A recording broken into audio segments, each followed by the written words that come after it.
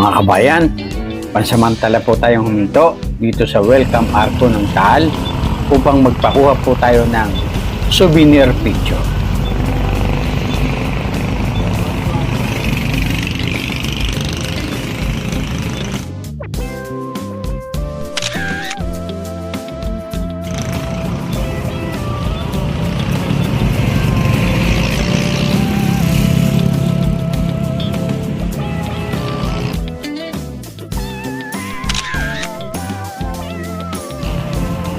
Yun po mga kabayan, nakapagpakuha na po tayo ng ating picture dito po sa Taal. Alam niyo po mga kabayan, napakarami pong mga lumang bahay dito sa Taal. At isa nga po sa ating pinuntahan ay ang Ilagan de la Rosa Ancestral House.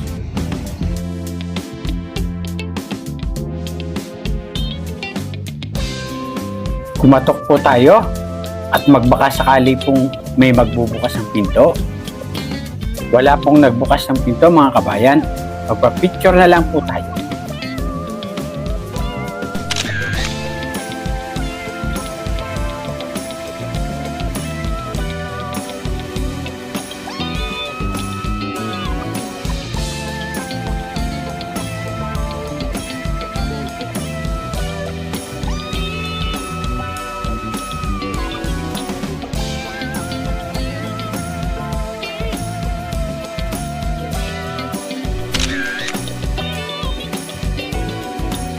Sakay na po tayo mga kabayan. Ayon po sa ating napagtanungan, ay mga 1 kilometro na lamang po ang layo ng Taal Basilica.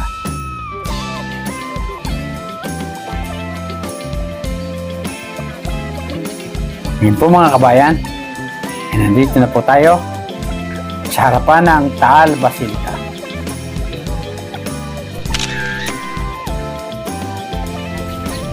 Mga kabayan, pumasok po tayo ng simbahan at magbigay po tayo ng kaunting panalangin at pasasalamat sa ating pong lumikha.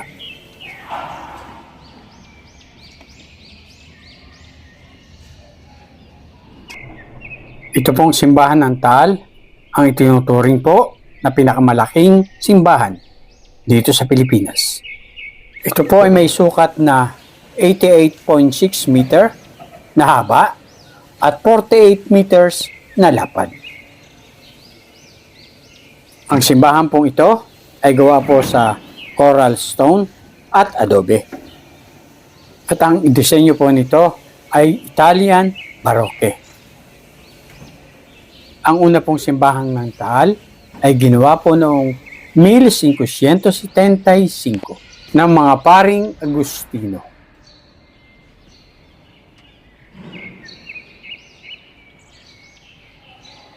Tingnan niyo po ang kesame.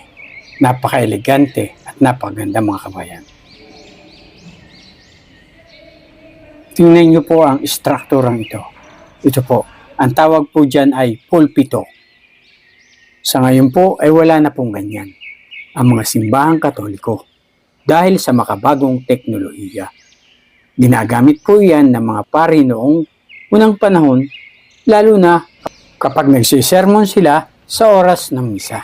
Dahil hindi pa po naiimbento ang sound system noon.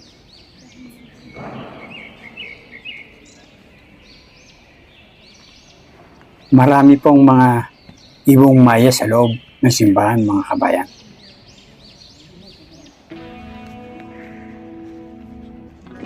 Alam niyo ba mga kabayan, ang orihinal na lokasyon ng Taal Basilica ay nasa San Nicolas, Batangas, na itinayo noong 1575 ng mga paring Agustino.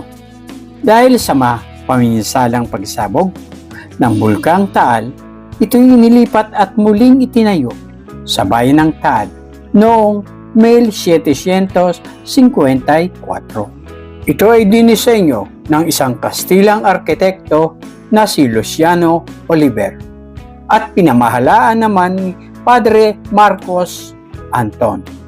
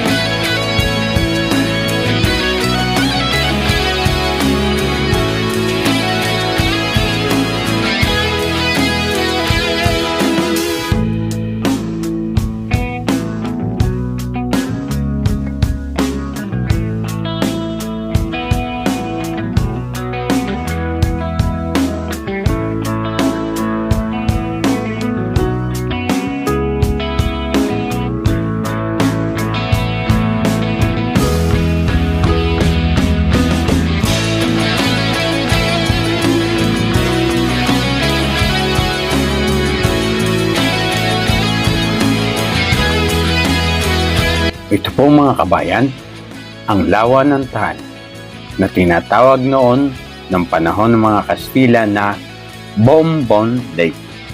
At ang pangalan naman ng bayan ng Taal ay nagsimula sa salitang Tagalog na puro o genuine.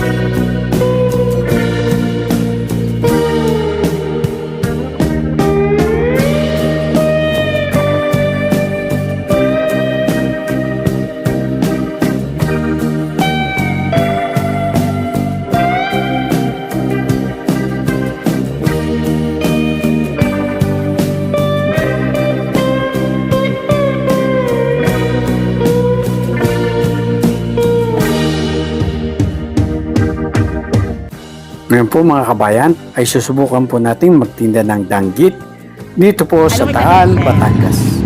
Tingnan niyo po kayo ng danggit. Magkano po sa danggit, sir? Ano po? Ano po?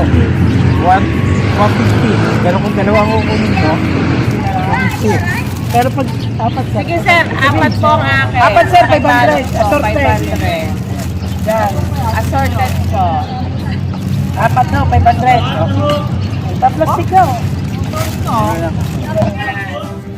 May balot po, assorted, sir. Pero isama mo na rin, oh. Tawinis, 500 na lang. Opo, maliit siya malaki. Eh, 450 po. Eh, di samahan nyo na lang isa. 500 na lang. Oo, ayaw mo kasi. Pero ayos ko pa. Sir, ano naman na namin yung Sir, ano naman na namin kasi? Sir, wala na kami pag-asa, sir. 500 lang. Pero ko, sir? Yes! Sa wakas mga kabayan ay nakabenta na po tayo ng danggit. Po, sa inyo. Oo ba? Sige pa. Sir, hindi mo natin yung Ngayon po mga kabayan ay pauwi na po tayo sa Bungahang, Cuenca, Batangas. Pero tumigil po ang aking pamangkin dito sa Barangay Balisong. Mga kabayan, dito po tayo sa Barangay Balisong. sa harap po natin. Barangay Balisong po yan. Barangay Balisong. Balisong, Batangas.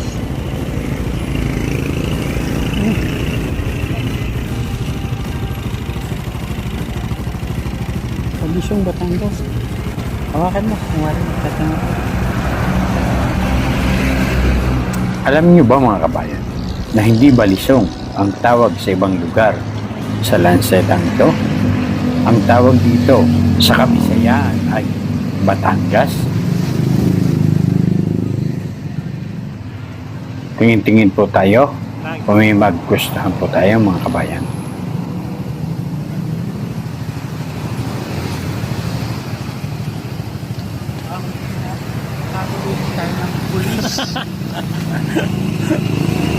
Barangay Balisong yan. Barangay. Magtanong ka na. Yung Yung 3 pulgada para 3 taong ka lang makulong. Kasi po, ang chismis po noon na pagka nahulihan ka ng Balisong o Batangas ay depende sa haba ng Tatanong po Balisong. kasama natin ang Balisong. Kung 3 pulgada, 3 taon. At kung 5 pulgada, 5 taong kang makukulong kapag nahuli kayo ng pulis. 700. 1, 2. Ano sa tingin mo? Ano sa tingin mo maganda? Yung 1 tring yun par... 1 tring ba yun? 1-1. Hindi yung nasa taas niyo 1 tring medyo malaki. Ah, yung 1-3. Eh, pagdagdag kayo ng 600. Oo. So, tsaka para maganda yung ano niya, frame.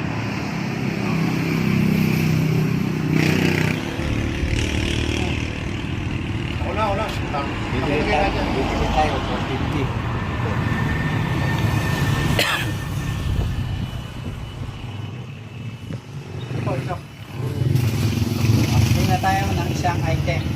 450 pagdiwa ng karne. Bibili almas.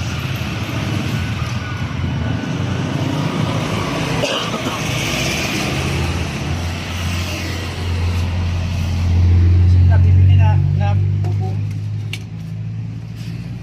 Nabubong.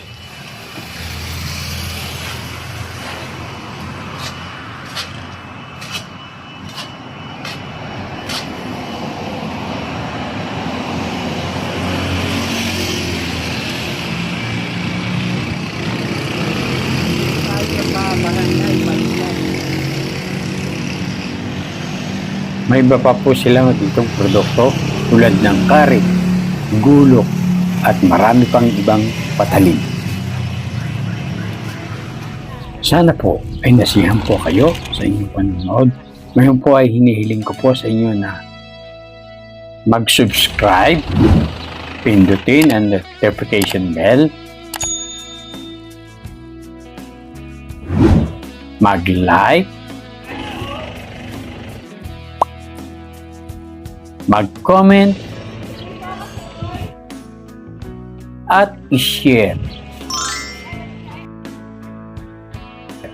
upang maging updated po tayo para sa susunod ko pang i-upload ng mga video na kapaki-pakinabang, nakalilibang at kapupulutan na mumunting kalam. Maraming salamat po sa inyong panonood. Hanggang sa muli. Bye-bye.